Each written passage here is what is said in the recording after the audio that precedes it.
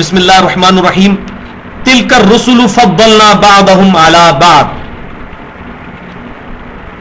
یہ سب رسول ہم نے فضیلت دی ہے ان میں سے بعض کو بعض پر. منہم من کلم اللہ ورفع بعضهم درجات. ان میں سے کوئی وہ بھی ہے کہ جس سے ہم نے کلام کیا اور کوئی ایسے بھی ہیں جن کے ہم نے درجات اور معاملے میں بلند کر دیے.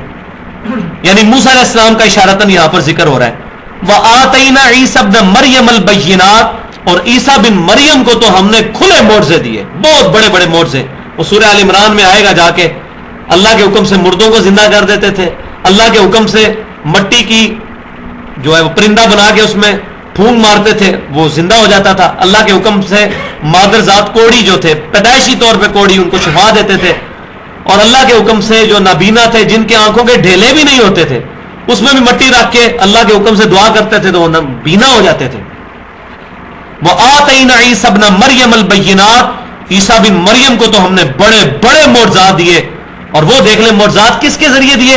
وَأَيَّدْنَاهُ بِرُوحِ الْقُدُسِ. روح قدس کے ذریعے ان کی مدد فرمائی, جبرائیل علیہ السلام کے ذریعے مدد فرمائی. لہذا وہ جو آیت آئی تھی کہ فرشتوں نے اٹھایا ہوا تابوت سکینہ, تو ظاہری سبب تو بنا کہ وہ ایک ڈھگے کے اوپر اس کو رکھ کے تو وہ ایک ریڑے کے اوپر آگے جو ہے وہ بیل باندھ کے تو چھوڑ دیا, فرشتے آ کے لے. یہاں بھی اللہ تبارک و تعالیٰ نے عیسیٰ بن مریم کو ذریعہ بنایا, لیکن ان کی مدد کی. وَأَيَّدْنَاهُ بِرُوحِ الْقُدُسِ. ہولی گوسٹ کے ذریعے, روح قدس کے ذریعے ان کی مدد فرمائی. اس آیات سے یہ چیز پتہ چلی کہ رسولوں کے درمیان تفضیل کرنا عین ایمان اور جائز ہے. تفضیل کرنا, تفریق کرنا کفر ہے. لا نفرق بین احد من رسلی. اب یہ بات سمجھے, یہ جو آیت ہے سورۃ البقرہ کے آخری رکوع میں جا کے آئے گی. آمن الرسول بما انزل الیہ من ربہ والمؤمنون کل آمن باللہ وملائکتہ وکتبہ ورسلہ لا نفرق بین احد من رسلی. ہم رسولوں میں فرق نہیں کرتے ایمان لانے میں. یعنی ہم جیوز کی طرح یہ نہیں کہتے کہ عیسیٰ بن مریم ولد الزنا ہے, نعوذ باللہ.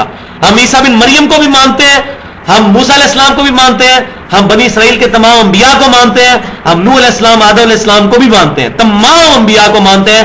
لا نفرق بین احد من رسلی. ہم رسولوں میں ایمان لانے میں فرق نہیں کرتے. اس کا یہ مطلب نہیں کہ فضیلت میں فرق کوئی نہیں ہے. فضیلت یہاں آ گئی. تلک الرسل فضلنا بعضهم علی بعض. اگر اس آیت کا یہ مطلب لیا جائے کہ تمام رسولوں کا درجہ ایک ہے تو یہ آیت ٹکرا جائے گی. یہاں اللہ تعالیٰ ہمارے بعض رسول بعض پر افضل ہے, وہاں اللہ فرمایا رسولوں میں فرق نہ کرو. اس کا کیا مطلب ہے؟ ایمان لانے میں فرق نہ کرو.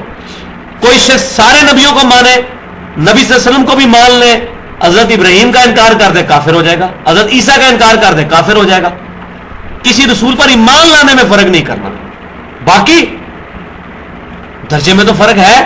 جہاں اللہ نے فرمایا بعض سے ہم نے کلام کیا ہے. موسیٰ علیہ السلام کو یہ کتنی بڑی فضیلت حاصل ہوئی ہے, اللہ نے کلام کیا جیسا کہ کلام کرنے کا حق ہے کوہ طور پر, یہ بہت بڑی فضیلت ہے ان کو. اس طرح عیسیٰ علیہ السلام کو بہت بڑی فضیلت ہے, بغیر باپ کے پیدا ہوئے ہیں, کسی اور نبی کو یہ فضیلت نہیں ملی.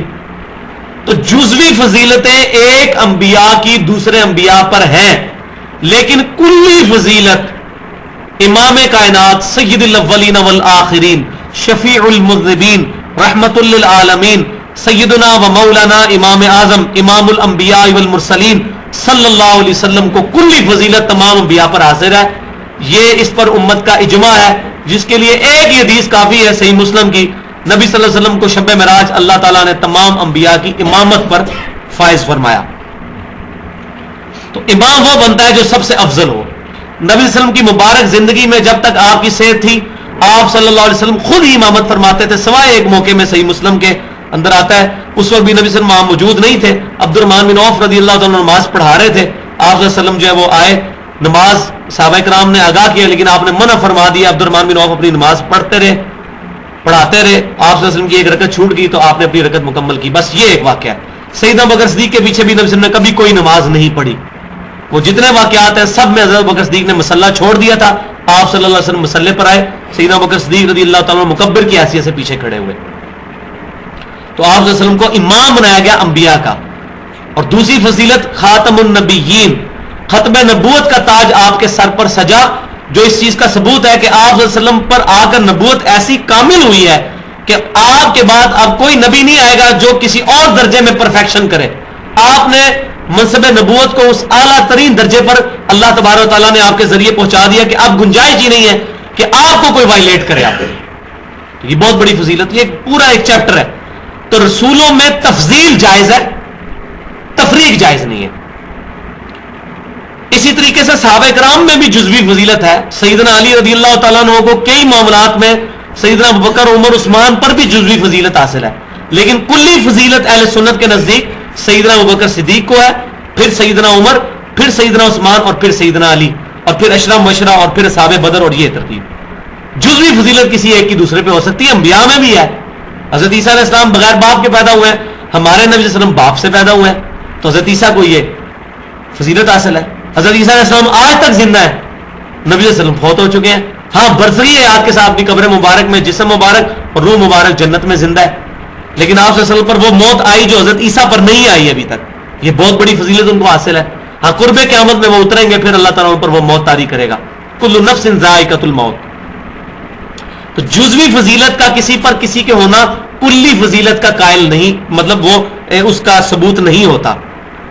تو جزوی فضیلت ہو سکتی، لیکن کلی فضیلت انبیاء کرام میں نبی صلی اللہ علیہ وسلم کو حاصل ہے. لیکن اس میں ایک بات یاد رکھیں، کبھی بھی نبی صلی اللہ علیہ وسلم کی فضیلت بیان کرتے ہوئے گستاخی کا پہلو کسی اور نبی کے بارے میں نہ آئے، ورنہ وہ چیز ہمیں جرم میں لے جائے گی. جیسا کہ ایک دفعہ سیدنا ابوبکر صدیق سے بھی غلطی ہو گئی، صحیح بخاری میں موجود ہے. سیدنا ابوبکر صدیق اور یہودی کا جھگڑا ہوا. یہودی نے کہہ دیا کہ اللہ تعالیٰ نے موسیٰ علیہ السلام کو تمام جہانوں پر فضیلت دی ہے. حضرت ابوبکر صدیق نے کہہ دیا کہ نبی صلی اللہ علیہ وسلم کو تمام جہانوں پر فضیلت دی ہے. آپس میں تلخ کلامی ہوئی. سیدنا ابوبکر صدیق نے تھپڑ مار دیا اس یہودی کے. وہ یہودی مقدمہ لے کر نبی صلی اللہ علیہ وسلم کے پاس آیا تو آپ صلی اللہ علیہ وسلم نے سیدنا ابوبکر صدیق کو ڈانٹا اور آپ نے فرمایا کہ موسیٰ علیہ السلام کیا مجھے یونس بن متا علیہ السلام پر بھی فضیلت مت دو. حضرت یونس وہ واحد نبی ہے جن پر اللہ تعالیٰ نے لغزش کی وجہ سے عتاب فرمایا تھا اور مچھلی کے پیٹ میں رہے. اور سورہ صافات میں آتا ہے کہ وہ قیامت تک مچھلی کے پیٹ میں رہتے اگر وہ ہمیں یاد نہ کرتے. کن الفاظ کے ساتھ یاد کیا؟ وہ سورہ انبیاء میں لا الہ الا انت سبحانک انی کنت من الظالمین. اور اسی آیت میں موجود ہے کہ ہم اسی طریقے سے مومنین کو بھی نجات دیں گے جو اس دعا کے ذریعے اللہ کی طرف رجوع کرے گا. اور جامعہ ترمذی میں صحیح حدیث ہے کتاب الدعوات چیپٹر میں کہ جو شخص لا الہ الا انت سبحانک انی کنت من الظالمین پڑھ کے اللہ کی طرف متوجہ ہوتا ہے، اللہ تعالیٰ اس کو محروم نہیں لوٹاتا. یہ بہت بڑا وظیفہ ہے مصیبت پریشانی کے اندر دعاؤں کو قبول کرنے کے لیے. اپنی تشہد کی دعاؤں میں بھی اس کو لازم کرے، لا الہ الا انت سبحانک انی کنت من الظالمین. اتنے پیارے الفاظ ہیں. نہیں ہے کوئی معبود مگر تو ہی، اے اللہ، اور تو پاک ہے، تو غلطی کر ہی نہیں کر سکتا. میں غلطی کر لی، میں نے انی کنت من الظالمین. سب سے بیسٹ انداز ہے یہ معافی مانگنے کا. اے اللہ تو ہے ہی پاک، تو غلطی کر ہی نہیں سکتا، میں تو غلطی کروں گا. لا الہ الا انت سبحانک، تو پاک ہے، تو غلطی نہیں کر سکتا. انی کنت من الظالمین، میں تو غلطی کر سکتا ہوں نا، مجھے معاف کر دے. یہ بہت پیاری دعا. تو حضرت یونس علیہ السلام کے بارے میں آپ نے فرمایا مجھے یونس میں بھی فضیلت مت دو. فضیلت کس طرح کی؟ جس میں کسی نبی کو ڈیگریڈ کیا جائے.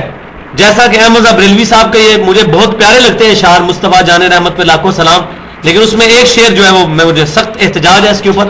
کس کو دیکھا یہ موسیٰ سے پوچھے کوئی، آنکھ والوں کی ہمت پہ لاکھوں سلام. کہ موسیٰ علیہ السلام تو اللہ کی تجلی برداشت نہیں کر سکے، بے ہوش ہو چکے، اور نبی صلی اللہ علیہ وسلم کو اللہ تبارک و تعالیٰ نے اپنی زیارت کروائی. صحیح سند سے ثابت ہے نبی صلی اللہ علیہ وسلم کو اللہ تعالیٰ نے خواب میں اپنی زیارت کروائی. جامعہ ترمذی میں حدیث موجود ہے.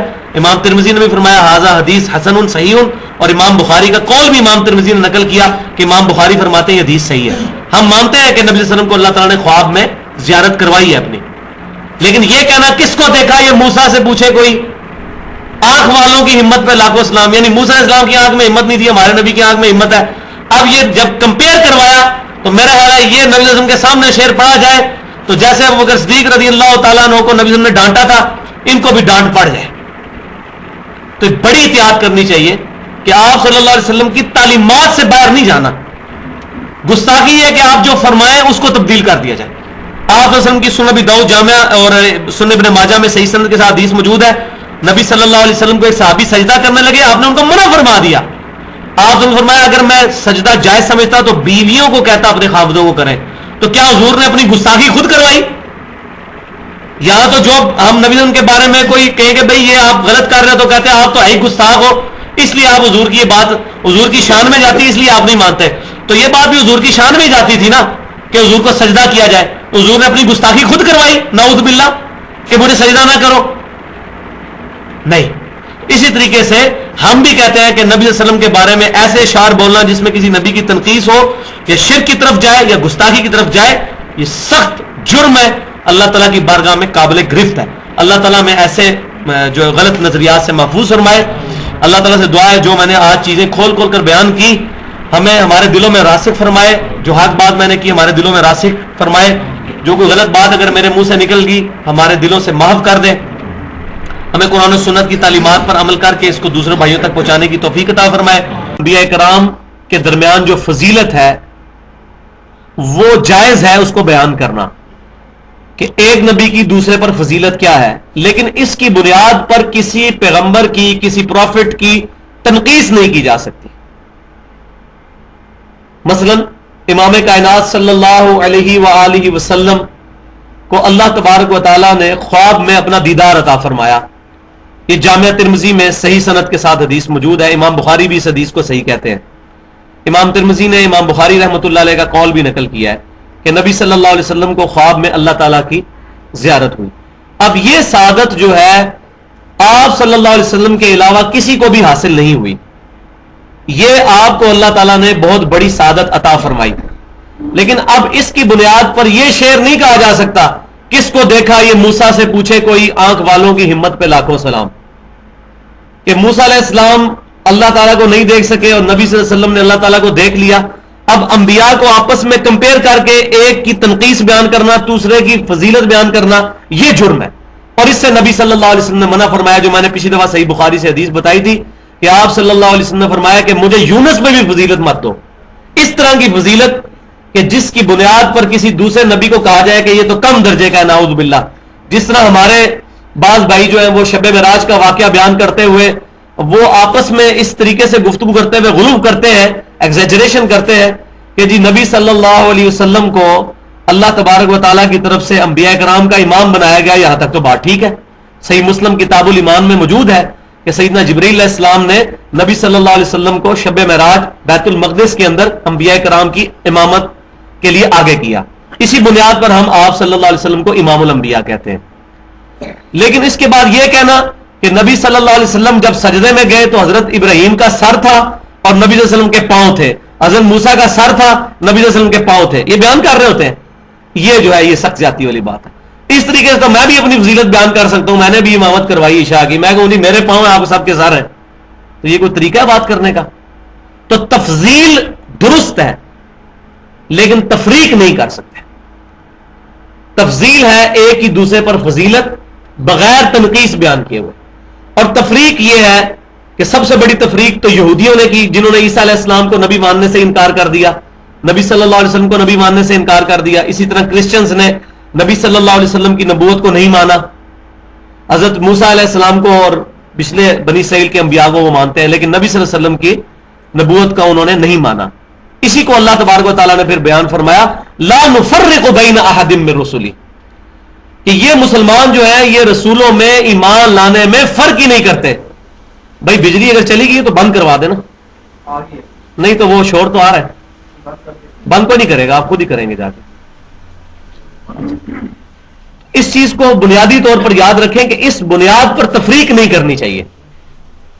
تفضیل ضرور ہے, فضیلت ہے, کلی فضیلت امام کائنات سید الاولین والآخرین شفیع المذنبین رحمت للعالمین سیدنا و مولانا امام اعظم محمد رسول اللہ صلی اللہ علیہ وسلم کو تمام انبیاء کرام علیہ السلام پر حاصل ہے, لیکن اس کی بنیاد پر کسی اور نبی کی تنقیص نہیں کی جا سکتی. یہ میں نے پچھلی دفعہ ڈیٹیل کے ساتھ بیان کیا تھا. اب انہی آیات کو میں آگے لے کر چلتا ہوں. یہ جو آیت نمبر 253 تھی پارہ نمبر 3 کے شروع میں, وَآتَيْنَا عِيسَى ابْنَ مَرْيَمَ الْبَيِّنَاتِ وَأَيَّدْنَاهُ بِرُوحِ الْقُدُسِ ہم نے عیسیٰ علیہ السلام کو واضح معجزات عطا فرمائے تھے اور ان کی مدد فرمائی تھی روح قدس ہولی گوسٹ جبرائیل علیہ السلام کے ذریعے. تو اللہ تبارک و تعالی اپنے کاموں میں فرشتوں کا محتاج نہیں ہے، لیکن اللہ تبارک و تعالی نے ہماری آزمائش کے لیے دنیا کے معاملات کو اسباب کے ساتھ جوڑ رکھا ہے. مثال کے طور پر سورج کو ذریعہ بنایا ہے زمین پر زندگی کا. سورج کی وجہ سے ہی پودے اپنی خوراک تیار کرتے ہیں فوٹو سنتھسس کے عمل کے تحت، اور پودوں کو جانور کھاتے ہیں، جانوروں کو ہم کھاتے ہیں. پورا کا پورا سسٹم جو ہے وہ سورج کی روشنی کی وجہ سے چل رہا ہے. لیکن اس کا یہ مطلب نہیں کہ ہم سورج کو پکارنا شروع کر دیں المدد یا سورج. نہیں، اسباب کو پکارا نہیں جا سکتا. فرشتوں کی ڈیوٹی ہے بارش برسانے کی، لیکن بارش کس سے مانگیں گے؟ اللہ سے. یہ جھگڑا نہیں کہ کسی کے پاس اختیار ہے یا نہیں ہے. سیدنا علی کے پاس اختیار ہے مشکل دور کرنے کا یا نہیں، یا شیخ عبد القادر جیلانی رحمۃ اللہ علیہ کے پاس اختیار ہے مشکل دور کرنے کا یا نہیں. یہ تو جھگڑا ہی نہیں ہے. جھگڑا یہ ہے کہ ان کے پاس اختیار ہو تب بھی ان کو پکارنا غیر اللہ سے دعا مانگنا ہے. اور قرآن میں آیا ایاک نعبد و ایاک نستعین، اے اللہ عبادت بھی صرف تیری کریں گے اور دعا بھی صرف تجھی سے مانگیں گے. غائب میں مدد صرف اللہ سے مانگیں گے. تو یہاں بھی اللہ تعالیٰ فرما رہا ہے عیسیٰ علیہ السلام کی ہم نے مدد فرمائی جبرائیل علیہ السلام کے ذریعے سے، فرشتے کو ذریعہ بنایا. لیکن حضرت عیسیٰ علیہ السلام کبھی یہ نہیں کہتے ہیں یا جبرائیل المدد. یا نبی صلی اللہ علیہ وسلم کے ساتھ بھی جبرائیل علیہ السلام نے باقی فرشتوں نے آ کر قتال کیا ہے غزوہ بدر کے اندر، غزوہ حنین کے اندر. لیکن کسی ضعیف سند سے بھی ثابت نہیں ہے کہ نبی صلی اللہ علیہ وسلم نے کبھی کہا المدد یا جبرائیل، المدد یا میکائیل. نہیں، پکارا اللہ کو اور کہا یا حی یا قیوم برحمتک استغیث. اللہ کو پکارنا ہے. اللہ تعالیٰ فرشتے کو بھیجے، اللہ تعالیٰ ہوا کو بھیجے، اللہ تعالیٰ کسی جن کو بھیجے، اللہ تعالیٰ کسی نبی کی روح کو بھیجے، کسی ولی کی روح کو بھیجے، یہ بعد کے معاملے ہیں. پکارنا اللہ کو ہے. سیدنا علی کو پکارنا دراصل سیدنا علی رضی اللہ تعالیٰ عنہ سے دعا کرنا ہے. اور یہ اس کائنات کا سب سے بڑا جرم ہے کہ اللہ کے علاوہ کسی اور ہستی سے دعا کی جائے. ہاں، سیدنا علی جب تک دنیا میں موجود تھے نبی صلی اللہ علیہ وسلم نے بھی ان کو اسباب کے طور پر اختیار کیا. جیسے غزوہ خیبر کے موقع پر آپ صلی اللہ علیہ وسلم نے سیدنا علی کو بلا کر جھنڈا آپ کے ہاتھ میں دیا. لیکن یہ کبھی نہیں ہوا کہ نبی صلی اللہ علیہ وسلم کے جو صحابہ کرام فوت ہو چکے تھے آپ ان کو بلا بلا کے کہہ رہے ہو کہ میری مدد کو پہنچے. جس طرح حضرت حمزہ تھے رضی اللہ تعالیٰ عنہ غزوہ احد میں شہید ہو گئے تھے، لیکن آپ نے پوری زندگی کبھی نہیں کہا کہ اے امیر حمزہ میری مدد کو پہنچے. کبھی آپ نے نہیں کہا. ظاہری اسباب اختیار کرنا کچھ اور ہے، غائب میں دعا کے لیے پکارنا کچھ اور ہے. وَلَوْ شَاءَ اللَّهُ مَقْتَتَلَ الَّذِينَ مِن بَعْدِهِم مِن بَعْدِ مَا جَاءَتْهُمُ الْبَيِّنَاتُ. اللہ تعالیٰ فرما رہا ہے کہ اگر ہم چاہتے تو ان معجزوں کے، ان روشن نشانیوں کے آ جانے کے باوجود، یہ جو لوگ آپس میں جھگڑ رہے ہیں، اگر اللہ تبارک و تعالیٰ چاہتا تو ان روشن دلائل اور علم کے آنے کے بعد لوگوں میں کبھی بھی اختلاف نہ ہوتا. اگر اللہ تبارک و تعالیٰ چاہتا. اس کا یہ مطلب نہیں ہے کہ اللہ تبارک و تعالیٰ یہ چاہتا ہے کہ لوگ اختلاف کریں. اس کا مطلب یہ ہے کہ اللہ تعالیٰ اگر زبردستی یہ چاہتا کہ کسی کو ہدایت دے تو سارے سیدنا ابوبکر صدیق مان جاتے رضی اللہ تعالیٰ عنہ. لیکن اللہ تبارک و تعالیٰ نے چوائس رکھی ہے، کوئی شخص اپنی چوائس سے اللہ کو چوز کرے. وَلَٰكِنِ اخْتَلَفُوا فَمِنْهُمْ مَنْ آمَنَ وَمِنْهُمْ مَنْ كَفَرَ. لیکن لوگوں نے روشن دلائل کے آ جانے کے باوجود بعض لوگ ان پر ایمان لے آئے اور بعض ایسے ہیں کہ جنہوں نے اس سے کفر کیا، یعنی لوگ اختلاف میں پڑ گئے. وَلَٰكِنِ اخْتَلَفُوا، لوگوں نے اختلاف کیا باوجود اس کے کہ انبیاء کرام روشن نشانیاں لے کر علیہم السلام آگے، لیکن لوگوں نے کچھ لوگ ان پر ایمان لائے تو کچھ ان کے مخالف بھی ہوئے. اس کا مطلب یہ ہوا کہ ضروری نہیں ہے کہ جو صحیح بات ہے وہ ہمیشہ ہی ہر آدمی قبول کر لے، ورنہ انبیاء کرام علیہ السلام سے بڑھ کر کون ہے جو احسن طریقے سے حق کی بات پہنچا سکے. لیکن انبیاء سے بھی لوگوں نے دعوت حق قبول نہیں کی، ایسے بدبخت بھی ہیں. تو لہذا جب کوئی شخص دعوت دے تو یہ چیز اس کے پیش نظر ہونی چاہیے کہ اگر میری دعوت کسی نے قبول نہیں کی تو اس میں پریشانی کی بات نہیں، آپ دعوت کا کام جاری رکھیں. اگر ابو جہل جیسے لوگ موجود ہیں تو سیدنا عمر جیسے بھی لوگ موجود ہیں جنہوں نے اسلام قبول کیا ہے، لیکن دعوت نہ چھوڑی جائے. اور اس پہ یہ بھی ضروری نہیں ہے کہ کسی دعوت پر بہت زیادہ لوگ ایمان لے آئیں. نبی صلی اللہ علیہ وسلم کی مبارک زندگی میں وہی 1.25 لاکھ ہی صحابہ کرام تھے نا، باقی تو کروڑوں کے حساب سے دنیا کافر ہی تھی پوری دنیا میں. ان لوگوں نے ایمان قبول. اس وقت بھی آپ دیکھ لیں مسلمان 1.25 ارب یا زیادہ زیادہ کوئی 1 ارب 40 کروڑ ہوں گے، باقی تو 5 ارب کے قریب کافر ہی موجود ہیں. تو یہ ضروری نہیں کہ کوئی حق بات قبول کر لے روشن دلائل کے آ جانے کے بعد. اس کے باوجود بھی لوگوں نے اختلاف کیا. وَلَوْ شَاءَ اللَّهُ مَقْتَتَلُوا، اور اگر اللہ تبارک و تعالیٰ چاہتا تو یہ کبھی مت جھگڑتے. یعنی اللہ تعالیٰ اگر زبردستی کسی کو ایمان کی دولت دینا چاہتا تو پیدائشی طور پہ اللہ تعالیٰ لوگوں کو مسلمان بنا دیتا. انبیاء کو نہیں بنایا اللہ تعالیٰ نے. انبیاء کرام پیدائشی طور پہ ہدایت یافتہ ہوتے ہیں. تو اگر اللہ تعالیٰ انبیاء کو پیدائشی طور پہ ہدایت دے سکتا ہے تو پوری دنیا کو ہدایت دے سکتا تھا اگر اللہ چاہتا. لیکن اللہ تعالیٰ کیا چاہتا ہے کہ لوگ خود ایفرٹ کر کے اللہ کے لیے اللہ کو چوز کریں، اور اسی کے اندر مزہ ہے. فرشتے جو اللہ تعالیٰ کی اطاعت قبول کیے ہوئے ہیں یا اللہ تبارک و تعالیٰ کی فرما برداری کرتے ہیں تو اس کی وجہ یہ ہے کہ وہ گناہ کر ہی نہیں سکتے. ہاں انسان ایسی مخلوق ہے جس کو اللہ تبارک و تعالیٰ نے انا ہدیناہ السبیل اما شاکرا و اما کفورا، سورہ الدہر پارہ نمبر 29 کے اندر آتا ہے. ہم نے ہدایت کا راستہ بھی واضح کر دیا، گمراہی کا. اب تمہاری مرضی، چاہے تو ہدایت کو قبول کر لو چاہے گمراہی کو. اللہ تعالیٰ زبردستی کسی کو ہدایت نہیں دے گا، ورنہ تو جنت دوزخ کا کنسیپٹ ہی ختم ہو جائے. اگر یہ ہو کہ اذان ہوتے ہی زبردستی ہمارے پاؤں مسجد کی طرف چل پڑے تو پھر تو جنت دوزخ کا کنسیپٹ ہی ختم ہو جائے. اب کیا ہے، اذان ہوئی، کسی کی مرضی ہے وہ مسجد کی طرف جائے اور کسی کی مرضی ہے وہ ٹی وی کے آگے بیٹھ کے ورلڈ کپ کے میچ دیکھتا رہے. کوئی جو میچ دیکھے گا اس کو بھی اللہ تعالیٰ کی طرف سے کوئی غیبی تھپڑ نہیں پڑے گا، نہ اس کے سر پہ آگے جوتی پڑے گی، اور نہ مسجد کی طرف جو جا رہا ہے اس کے گلے میں ہار ڈالا جائے گا ہاں جی بڑا اچھا کام کیا. دنیا میں ایسا نہیں ہوگا. ہاں آخرت پھر دونوں کی مختلف ہوگی.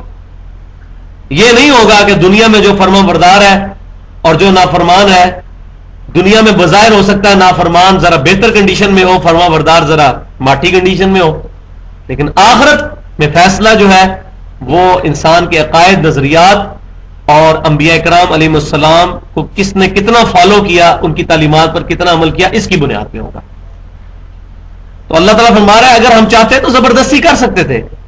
یہ اللہ تعالیٰ ہمیں اس لیے بتا رہا ہے تاکہ یہ سمجھ لو کہ جو لوگ باغی ہوئے ہوئے اللہ تعالیٰ کے، کوئی نعوذ باللہ اللہ تعالیٰ کو کمزور نہیں ہے کہ ان کو گرفت نہیں کر سکتا. یہ اللہ کی سنت ہے کہ اللہ تبارک و تعالیٰ نے ان پر گرفت نہیں کی. ورنہ جن چیزوں پر اللہ تعالیٰ نے انٹینشنلی ہدایت امپوز کی ہوئی ہے ان کی مجال نہیں ہل جائے. سورج ہے، مجال ہے سورج کی کہ کبھی مشرق سے نکلنے سے انکار کر دے ود رسپیکٹ ٹو زمین. کبھی ہوا ہے اس طرح؟ آج تک کبھی نہیں ہوا. تو اللہ تبارک و تعالیٰ نے جن چیزوں کو کاموں میں لگایا ہوا ہے بہت بڑی بڑی چیزیں، سورج کوئی چھوٹی چیز نہیں ہے. آگے آئے گا میں انشاءاللہ بتاؤں گا سورج کیا ہے آیت الکرسی کے اندر. وَلَٰكِنَّ اللَّهَ يَفْعَلُ مَا يُرِيدُ، لیکن اللہ تعالیٰ جو چاہتا ہے وہ کرتا ہے. اس کا یہ مطلب نہیں کہ اللہ تعالیٰ جسے چاہتا ہے جان بوجھ کے دوزخ میں پھینک دیتا ہے، جسے چاہتا ہے جان بوجھ کے جنت میں پھینک دیتا ہے. یہ مطلب نہیں ہے. وَلَٰكِنَّ اللَّهَ يَفْعَلُ مَا يُرِيدُ، اللہ تعالیٰ جو چاہتا ہے وہ کرتا ہے. اس نے انسان کے لیے یہ چوز کیا کہ انسان ہدایت اور گمراہی میں فرق خود کرے. فرشتوں کے لیے اس نے یہ چاہا کہ ان کو بلٹ ان ہدایت دے دے. انبیاء کے لیے اس نے یہ چاہا کہ ان کو بلٹ ان ہدایت دے دے. جبکہ انسانوں کے لیے یہ چاہا کہ اللہ تبارک و تعالیٰ انبیاء کرام علیہ السلام اور کتابوں کے ذریعے ان کے لیے ہدایت کو واضح کرے اور ان کو اختیار دے دے، چاہے تو وہ مان لیں چاہے انکار کریں. اسی وجہ سے انسان خلیفہ ہے اللہ تعالیٰ کا، نائب ہے. نائب ان معنوں میں ہے کہ اللہ نے اس کو اختیار دیا ہے. جس طرح اللہ تعالیٰ کے پاس اختیار ہے، اللہ تبارک و تعالیٰ نے اپنی مخلوق میں سے انسانوں کو یہ اختیار دیا ہے کہ وہ چاہے تو اللہ کی نافرمانی کرے، چاہے تو اللہ تعالیٰ کی فرما برداری کرے. یہ اختیار اللہ نے فرشتوں کو نہیں دیا. فرشتے صرف فرما برداری کر سکتے ہیں. اسی طریقے سے اللہ تبارک و تعالیٰ کی جو دوسری مخلوقات ہیں جن کو اللہ تعالیٰ نے کاموں میں لگایا ہوا ہے وہ وہی کام کر رہی ہیں. کبھی نہیں ہوگا کہ آپ آم کی گٹھلی بوئیں اس میں سے سیب کا درخت نکل آئے. ہمیشہ عام کا ہی نکلے گا اس میں سے. اسی طرح جتنے نیچرل فینومیناز ہیں فزیکل لاز کے اندر، ان میں آپ ساری چیزیں دیکھ لیں، اللہ تبارک و تعالیٰ نے وہ چیزیں ان میں بلٹ ان ہدایت ڈالی ہوئی ہے، وہ اسی کو فالو کر رہے ہیں.